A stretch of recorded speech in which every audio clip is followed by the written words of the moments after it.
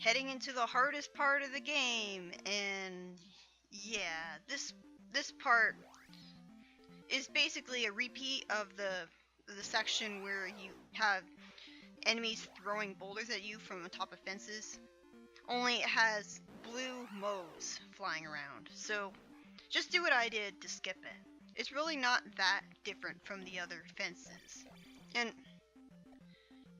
I really hate the lava ground areas because basically, well, not only do they look in the overworld like there's no way that Link should be able to walk on top of them, but both every time you get a random encounter in them and every time you enter the secret areas, you have Castlevania rooms. There's enemies flying all over the place that can knock you into the lava. Really? Really? And you better hope that you have the cross at this point in the game. And the cross is pretty easy to miss too. Like, I sort of thought, maybe I'm going to beat this game without ever getting the cross. And I'm glad that I ended up getting the cross, because, wow. I walked by a secret area, I'll show that off in an extra video. Yeah, all of these secret sections are, all of these mandatory sections are basically the exact same thing. It's got the exact same level design and everything. And it sucks that you're guaranteed to lose a lot of lives on the way to the Great Temple. So, it's a very good thing that the game designers decided to make it so that you can continue from the Great Temple instead of from North Castle. But, and I guess it's a good decision that, yeah, you probably have to cast jump there. And I was almost done that section too, so it makes sense that I rage quit trying to beat it legitimately. Anyways, I guess it's a good thing that they don't make it so that when you choose save and restart the file from the file select screen, you can't start from the Great Temple. Because it would take a while to go all the way from, well, let's say that you haven't gotten all of the heart containers and magic containers in the game yet, and you reach the Great Temple and save. Now, whenever you reload the file, you'll start at the Great Temple. So if you want to get the heart containers and magic containers, you'll have to go all the way through that lava area all over again, and then back to get to the Great Temple again. So, yeah. Although I would have preferred if they just had two different areas where you could start. Like when you start up a file, they ask you, start at Great Temple or start at North Castle. That would have been better. Maybe it was NES limitations, I don't know. I don't know the exact hardware specs and stuff. The game didn't freeze, that's just a weird thing that happens. I don't know exactly how the consoles work. I mean, I wish I knew all the terminology and stuff so I knew exactly how to program for the consoles and stuff. I don't know exactly what their limitations are, but I still have faith that they could have done better than what they did for Zelda 1 and 2. Like, especially in terms of the soundtrack.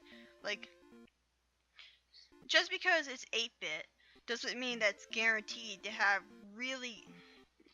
It can still have a fantastic soundtrack even when it's 8-bit. I mean, Castlevania and Mega Man are perfect examples of why chiptunes can sound fantastic. I mean, not only does Castlevania and Mega Man have a lot more songs in their soundtrack than either of the two Zelda games, but most of the soundtrack of the Castlevania 8-bit games sound fantastic. And Zelda 1 and 2 have great soundtracks, or at least Zelda 2 does, but there's not very many tracks in the soundtrack, you know? Just showing you that you can continue from here. And I love the sound that it makes when you get here. And the gate, rises up. It makes a different sound in the Famicom version that isn't as cool. Although it's annoying how it respawns every time you enter the temple. I hate these guys so much. They're moving back and forth, and so you can't really... I guess the best strategy is to stand still and attack them, but they can easily jump into you, or jump away from you, and then they keep throwing these fireballs, and their fireballs actually follow you. The fire actually tries to rush at you after it hits the ground. So it feels impossible to not get hit by them multiple times every time you fight them. And it just feels cheap to me. Like, those are one of the cheapest enemies in the game. I think they're called red focas. That's what the guide told me. This is the only temple in the game that I resorted to a guide to get through, because there's so many different paths you can take, but there's only one route that is the correct one. And there's no real point to searching through all of the temple, because you have the magic key now. So there's not much of a point to exploring everywhere, because you can just unlock any door you find now. And look, you can get hit multiple times by the fire. You can get hit multiple times by walking into the same fire. He jumped off the screen and died.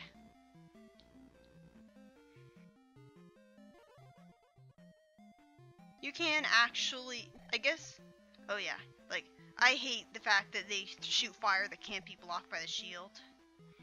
And I think the red dragon heads are actually, they take more hits to kill.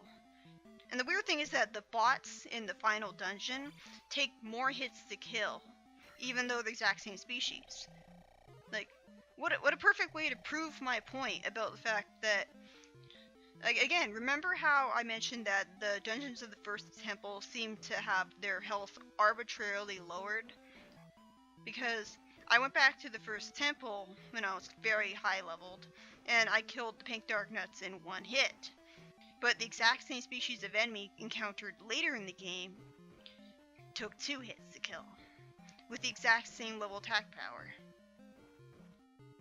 Yeah, it feels really cheap having to slowly, one at a time, destroy blocks when you have to deal with dragon heads. And using the downward thrust is a good idea, because you might land on them while they're trying to come up at you from below.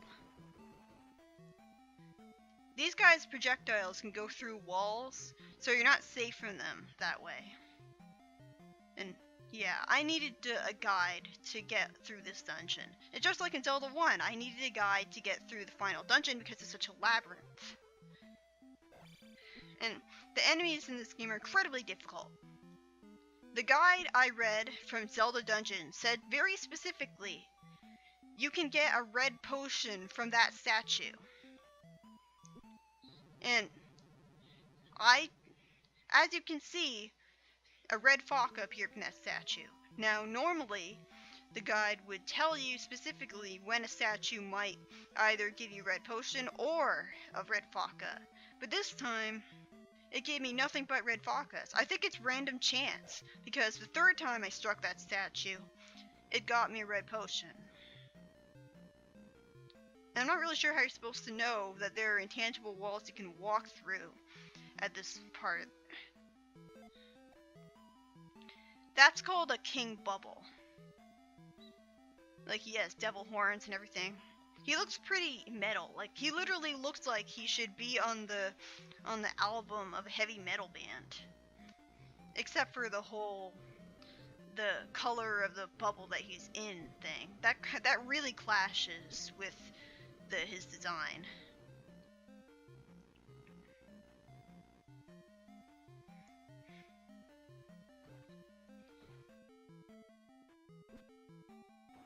This dungeon is pretty difficult. Mainly, its difficulty comes from the fact that it has a lot of hard enemies to deal with. It's not really about platforming challenges. Usually this game's idea of a platforming challenge is a really cheap one, but again, that's not until late game. I mean, the cave, there is that one cave at the beginning of the game in I forgot its name already. I think it's Terrapa Desert or something. I don't know. I easily forget the names of the places in this game. Yeah, that enemy's really cheap. Cast the jump spell. Well, I don't think you should... Well, maybe you should cast it here, but...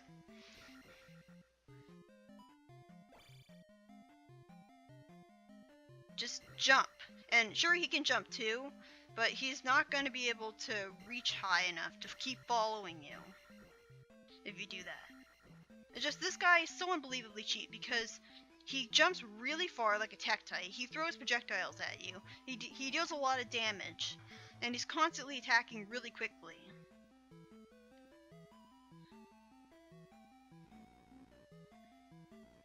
I'm not really sure what the purpose of having bubbles that are trapped in lava pits like that are. And this room is unique because it has the boss room curtains in it, but there's no boss to be fought here. And I'm glad this is the only time that happens, because that would get really confusing.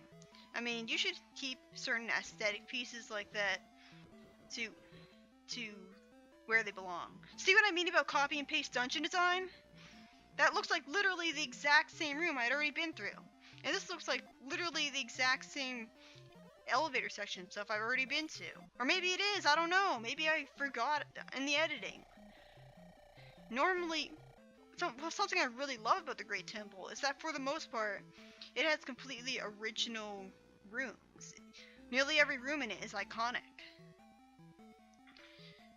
Like, see this room. You'd never see this in the other dungeons. I don't need that fairy right now, but now I do.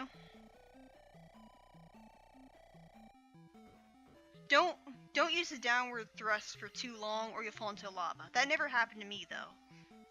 I guess that's partially because the guy warned me about that. But still. The bots are really cheap here because they can knock you into the lava. So you gotta watch out for that. Again, they can start moving really suddenly and move really far. And so you gotta watch them carefully and hope that they're going to jump into lava or rush into lava.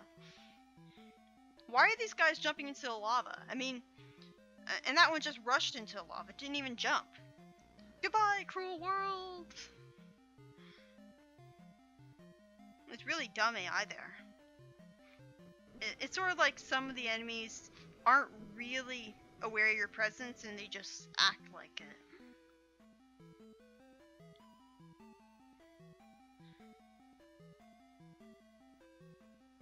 Fifth block from left. That's the one you're supposed to downward thrust. And I'm not really sure why they didn't put the left wall a lot earlier, because that feels like a waste of time. So yeah, fifth block from the left. That's what you need to do. And if you go to the left there, you'll find a bunch of blocks to break, but it's completely pointless breaking them. Each one of these individual bots takes forever to kill. And there's a chance that they could drop blue potions for you to heal exactly 1 square of your magic meter, but it's really not worth it fighting them all. And that's the only example of a really bigger enemy that the game has. Like, Miyamoto probably wanted a lot more enemies like that. But just do the upward strike the instant you walk into that room, and then you're guaranteed to hit it. But even then, you don't really kill it in one hit. So it'll still split into multiple different bots and fall down at you. So you can still get hit even though you did the upward thrust. And this room is really cheap and really helpful at the same time, because it's possible that you might find red potions in these blocks. But sometimes you can only find red Fakas. And when you're low on health and desperately looking for red potions so that you can cast a life spell multiple times, 2 red Fakas in a small crowded room is the last thing you want to see. They shouldn't have programmed it like that. They should have made it so that It was completely. They should have made it so that it was either guaranteed that you would get 2 red potions, or that it was guaranteed that you'd get 1 red vodka and 1 red potion. And you don't have to worry about the red potions never respawning. I think if you leave the room and then come back without losing all your lives even, then you can try again and possibly get a red potion. This is the worst boss in the entire game. First, you are forced to waste your magic casting thunder in order to make this guy even hittable. And then you have to cast shield because he deals a ridiculous amount of damage with every attack. And you'll get dealt so much damage that you'll cast life and then get hit and immediately lose all of the health that life spell was trying to fill up for you. So shield is mandatory here, unless you're god at the game. So you're forced to cast thunder, you're forced to cast shield, and you're practically forced to cast jump, because sometimes you can hit him without jump, but other times you can't. And you really want to get this boss killed as fast as possible. He only throws his fireballs in the opposite direction that he's moving. Like if he's moving left, he'll always be throwing the fireballs to the right. The guide on Zelda dungeons told me that he would only throw them behind him. But that doesn't really help me, because look at the perspective that he's looking at. He's facing me from the background. What's behind him? The background. Yeah, if he was throwing his fireballs behind him, then the fireballs would be going into the background and not hurt me. No. So the guide was really confusing on that. And I had to go through the entire Great Temple all over again to get to this point. At least you don't have to do the entire game again, but still. This boss, I died so many times on this boss, and I don't know how I got past it as a kid. I don't have very strong memories of having a really frustrating time with this boss when I fought it as a kid.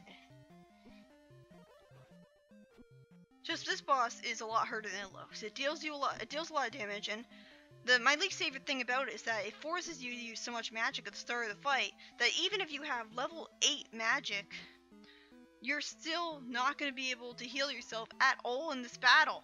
Even if you start out with a full magic meter and have level 8 magic, you still won't be able to heal yourself at all in this battle. That's extremely cheap. I mean, at least have boulders around the boss arena that drop red potions so that you can heal yourself up. But no. That is an incredibly cheap boss. It throws so many different fireballs at you. You're so overwhelmed. And it takes a really long time to get it into your head that he's only throwing fireballs to the opposite side of you. And like, really? I beat the hardest boss in the entire game, and even that's not enough? Fuck that. I'm cheesing through this boss. This is the proper way to fight Dark Link. Stand at the very left side of the screen and constantly crouch stab. He'll just keep hitting you, and sometimes he can hit you, but most of the time he's just so stupid that he'll get hit.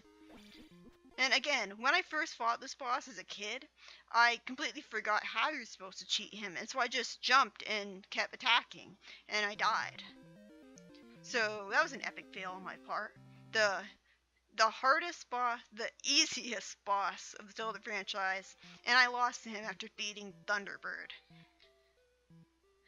Now, I'm pretty sure that the Thunderbird doesn't respawn if you die after beating him, because that would really suck.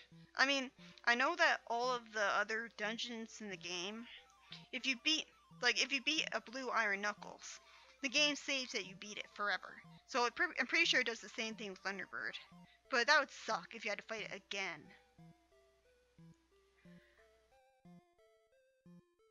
So the curtains fall down after Sleeping Zelda's awakened, and she hugs him, I guess. and then the curtains completely fall down. So, does Link from Adventure 2 end up with Sleeping Zelda? And again, it's a whole inheritance thing. Like, Sleeping Zelda was cheated out of the throne, I guess, because she missed her time to rule. I don't know what happened to her brother. I think he ruled. He searched all over the world for the missing pieces of the Triforce and he couldn't find them. That's all I really know about him. It's weird because the prince had the crest of the Triforce of Courage, so he was basically Link. So Sleeping Zelda has Link as her brother. Not our Link, though. It's kind of confusing. Anyways, you never hear about any non-hero having the crest of Triforce of Courage. So it's weird that her brother had the Triforce of Courage. And programmer's not spelled with one M. Anyways, I like this game. I think this is a mostly good game until you get to the 5th palace. Until you get to the 5th palace, then it starts to really get cheap, and the problems of the game start to become a lot more apparent. Like, the copy and paste dungeon design becomes a lot worse of a problem when you have to deal with bigger dungeons. And there's a lot of cheap sections, like the Castlevania rooms, as I mentioned before. I think it's a good game, even though, I can understand why it's a black sheep to the franchise, but I don't think it's the worst game ever. The CDI games are much worse than this. And ironically, some of the CDI games are actually in the same fashion as Zelda 2. They're side-scroller platformers. Only they're worse because they have an unintuitive control scheme where you have to press... Well, I don't remember exactly what you have to... They just have really unintuitive button inputs to make certain things happen. Anyways, that was Zelda 2. An underrated game that I think it's pretty good. It's not as bad as people say it is. The next game that I'm going to tackle for the Zelda series is Link to the Past. And unfortunately, I don't have a Game Boy player, so I'm not going to be able to show all of the content right away. I'm going to be comparing the two versions after the main LP is done, but because I don't have a Game Boy player, I can't really do that right after I complete all the commentary and post all the parts of the main LP. So you're probably going to have to wait for the versions differences part, and then I'll add it to the playlist. See you then.